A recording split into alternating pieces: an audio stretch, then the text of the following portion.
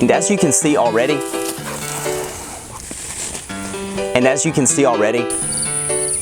that gives me a added benefit. And I bought 2 bags of cowpeas and 1 bag of millet for a total of... Welcome back to the channel. As you may have read in the title, today we're going to go over how you can feed your goats all summer long for around $150. Now this number may go up or down just depending on how many goats you have, but it's gonna stay right around that $150 mark. So let's get into it. But before we do, I want to remind you guys of the giveaway that we have going on right now. So from now until July 1st, you can enter to win a $25 Tractor Supply gift card that we're giving away. All you have to do is subscribe to our channel and leave a like on this video.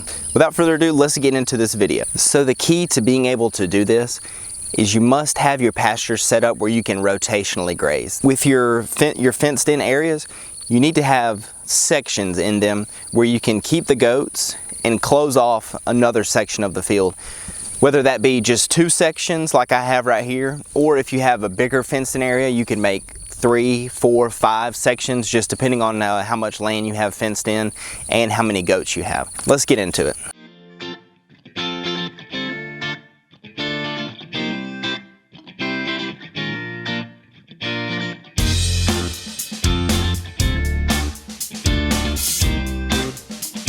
As you can see, this is my main goat pasture right here, and as you can see, I have it divided into 2 sections.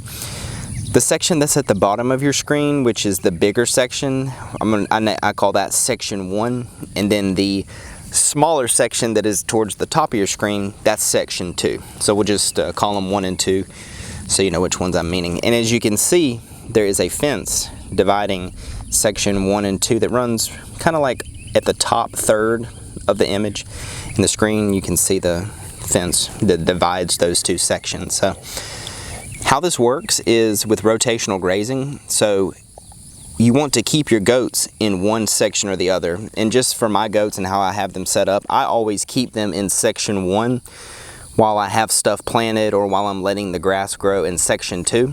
And what that does, it allows the grass to grow to a much higher level than it would ever be able to grow if they were let into both areas at the same time. So if there was no fence dividing these 2 sections, the goats could just go up and down this whole fenced in area at will and just eat grass from the whole fenced in area without letting any of the grass grow to its full potential. So what I do is in the summertime, starting around May, I'll close the gate that divides sections 1 and 2, and I'll let them just stay in section 1, and the whole time section 2, the grass is just growing and it's getting taller and thicker and just a lot better than what's in section 1. And another thing that you can do is, you may notice in section 2, the sections of dirt that I have plowed up, I go in to section 2 and I add to the grass even more by planting certain forages for the goats, such as in this case, cowpeas and millet. So instead of just having a completely Bahia grass field, which like it was before,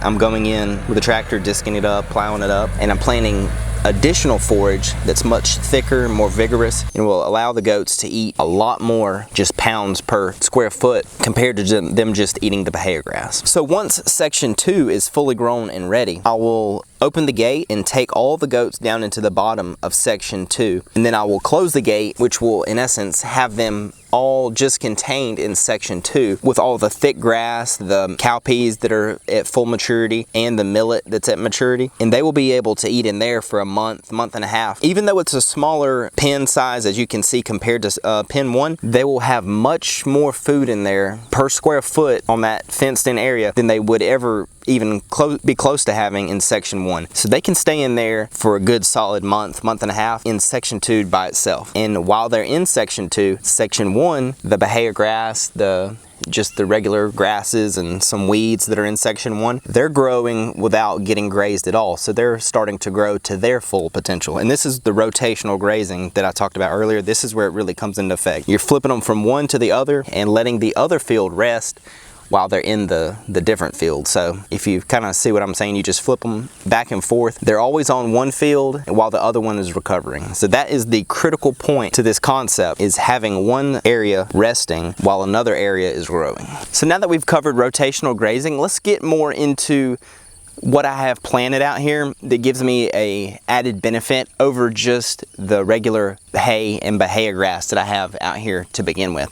So what I did in this field, as you have seen from some of the drone clips, I came in this section of pasture and I disked up and plowed a L shape around the perimeter, and then this more triangle shape plot over here. And instead of just having the regular Bahia grass, I came in and then planted additional forages that are much thicker and denser for the goats that will allow them to stay in here for a longer period of time and have better nutrients and just plants and foods that they like to eat over regular Bahia grass. So as I've mentioned in previous videos, goats, they like to forage for their foods with their narrow mouth, and they pick leaves and plants that they prefer over others. So goats, they absolutely love what I have planted here, which is brown top millet and cowpeas.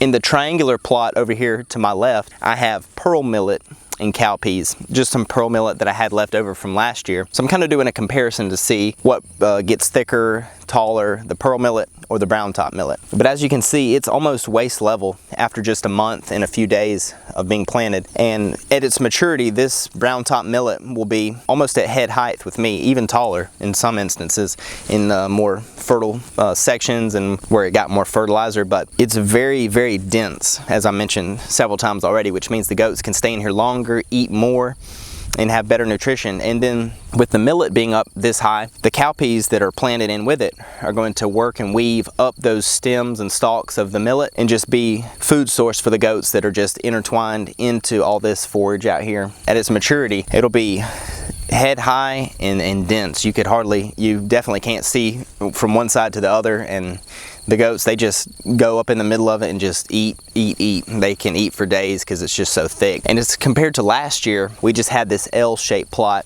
As you can see from the Google Earth photo that I mentioned earlier when talking about the different sections, we just had an L shape and they weren't even connected. But this year, we connected the L shape around the perimeter and even widened it out a little bit, and then added the triangular plot that you can see from the drone footage. So this year we're going to have about 50% more planted grazing for the goats, so they may be able to stay in here 2 months maybe while the section number 1 is continuing to grow. Pretty pleased with how this is growing so far, and I will update you guys and show you what it is at in full maturity, and then also show you how we let the goats in here and how they just go crazy and just start eating. It's pretty fun to watch. And as you can see already, there's just night and day difference between the forage that we have planted and the Bahia grass fields that were here originally. And like I said, this is only just a month and a few days of growing, so within another month, when this is reaching its maturity, it'll be twice as high, twice as thick as compared to just the Bahia grass. So you can see how much more that provides the goats to eat compared to just a grass field. So we've got our rotational grazing down pat. We know what to plant and why. So where does the money saving aspect come into play? Well, to plant this whole pasture with the cowpeas and the millet, I bought 2 bags of cowpeas and 1 bag of millet for a total of $149. And I had about 30 pounds of millet left over and about 20 pounds of cowpeas left over. So I'll have some to get a head start on next season's planting, but it all came to $150. And with all of this forage, you should not have to feed your goats 1 ounce of pellet feed over the summer months. Now you can if you want to, just to build the relationship with your goats, to have them come up to you knowing that you have feed, but that's a different story for another video. But their nutritional needs will be 100% met by just the stuff planted out here with the $149 seeds that we got and planted this year. You will definitely have to supplement them with minerals, but that's not technically a feed item. So this is what I've been doing. This is the 2nd year I've planted forage for the goats and rotationally grazed them, and it worked out perfectly last year.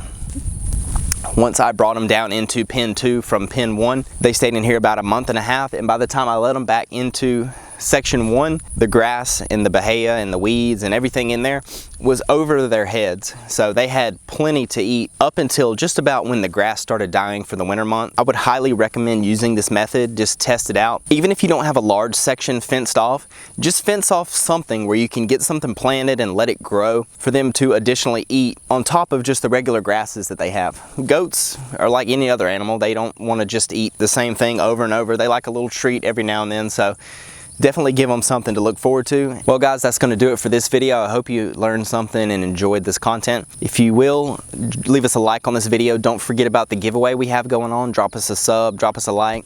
Be entered to win that Tractor Supply gift card, and we'll see you on the next video.